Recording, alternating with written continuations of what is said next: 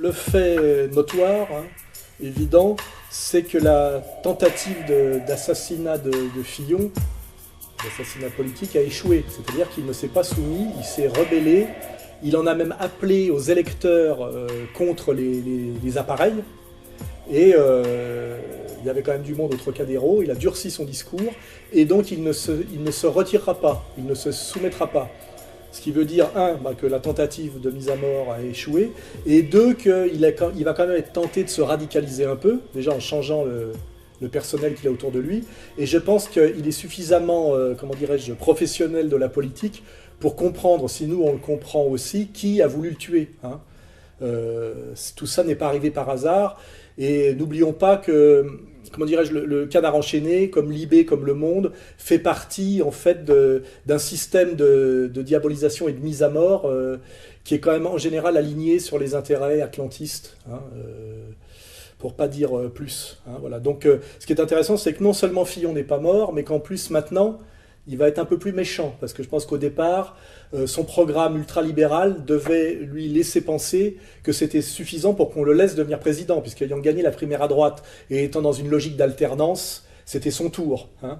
Donc je pense que maintenant il a compris que bien que très libéral sur le plan économique, puisqu'il se réclame de Margaret Thatcher, le fait qu'il y ait derrière lui les réseaux de la manif pour tous, c'est-à-dire qu'il incarne finalement la France bourgeoise catholique, et le fait qu'il soit plutôt en bon terme avec Poutine, étaient deux causes suffisantes pour que on veuille le mettre à mort. Alors qui voulait le mettre à mort? Ceux qui n'ont pas envie que la France redevienne bourgeoise catholique, et ceux qui n'ont pas envie que la France s'entende bien avec Poutine. Donc pour aller plus loin dans le raisonnement, on voit bien se dessiner aujourd'hui derrière Fillon, et derrière, on dirait l'affaire Fillon, un camp qui serait un camp, je dirais, de chrétiens authentiques, c'est-à-dire catholico-orthodoxe, hein, c'est-à-dire de la russo-français, hein, et que ça serait, on va dire, un axe de résistance, on va dire authentiquement chrétien, en fait, au projet de destruction mondialiste de la France, qui lui est bien, comme je le dis depuis très longtemps, évangélico-américano-sionisto-wahhabite. Hein, voilà, hein, c'est-à-dire qu'on voit bien qu'il y a une résistance chrétienne, authentiquement chrétienne, au nouvel ordre mondial, qui est essentiellement vétérotestamentaire et avec une, comment dirais-je, une annexe wahhabite. Hein, c'est-à-dire mauvais chrétien, mauvais musulman, et puis derrière la communauté de lumière. Et si Fillon survit, que va-t-il advenir de Macron? Oui, et d'ailleurs, la transition se fait toute seule. Il est évident qu'on est dans un système de vase communicant.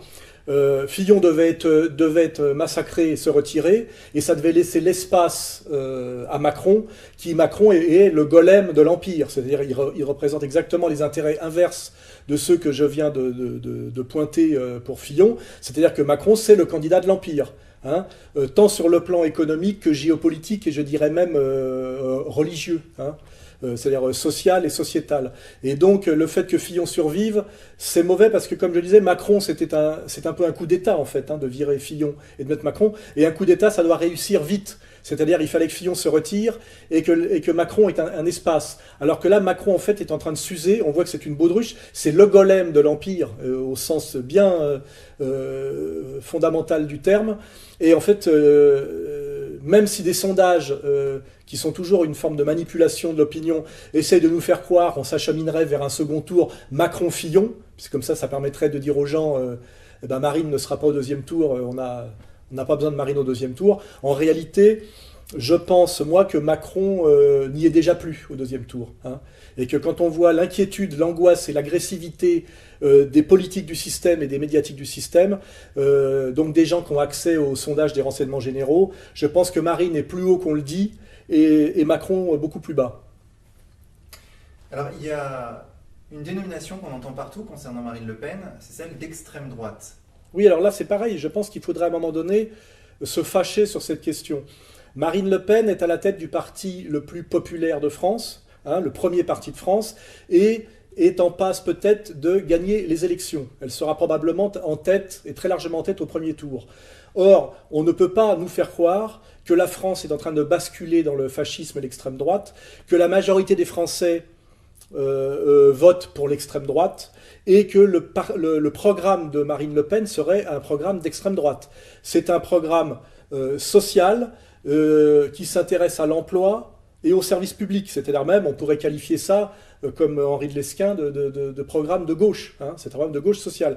Donc il va falloir un peu fermer leur bouche à ceux qui n'arrêtent pas de répéter, hein, sur un mode pavlovien, que le vote Marine Le Pen serait le vote d'extrême droite. Je pense que ceux qui disent ça sont plutôt, eux, de l'extrême droite réelle, c'est-à-dire de l'extrême droite, on va dire, américano- ou abolitioniste, hein, de l'extrême droite impériale, tant sur le plan social, hein, destruction de l'emploi, misère sociale, que sur le plan sociétal, tension communautaire organisée, et que sur le plan géopolitique, il suffit de voir le rôle qu'a joué Bernard-Henri Lévy en Syrie, et ce que ça nous coûte aujourd'hui en termes de chaos migratoire, et puis de souffrance au niveau des pays du Sud. Hein. Donc, qualifier le Front National, et même encore au-delà, Marine Le Pen de candidate d'extrême droite, c'est un mensonge. Et c'est une contre-vérité, et ça devrait même normalement être passible de poursuite. Marine élue pourra discuter et avec Trump et avec Poutine, ce qui sont quand même les deux superpuissances mondiales, alors que la politique actuelle de la France, qui est une soumission totale à l'OTAN et Israël, nous a fait totalement disparaître en termes de politique étrangère par rapport à ce qu'était la politique étrangère depuis De Gaulle et on va dire jusqu'à Chirac. Car effectivement, par l'élection de Marine, on pourrait renouer avec une authentique politique étrangère française. Hein. Alors que là, actuellement, on voit bien ce qu'a été la politique étrangère, déjà sous Sarkozy, mais encore plus sous Hollande. C'est le déshonneur, la soumission et la disparition et la dissolution dans l'anti-France intégrale. Hein. Donc pour vous, globalement, la situation est plutôt favorable à Marine en ce moment? Oui, alors pour la première fois, je me dis que, notamment après l'élection de Trump, qu'il y a un alignement des planètes qui est favorable à Marine. D'abord, on voit qu'il y a une explosion de colère et d'insoumission, et que le système de mensonge et de domination est un peu à bout de souffle. Et puis surtout, on a un contexte au niveau de la présidentielle qui est intéressant, c'est qu'on a à droite une guerre Fillon-Macron qui fait que ils se battent tous les deux, et à gauche une guerre Hamon-Mélenchon. Hein.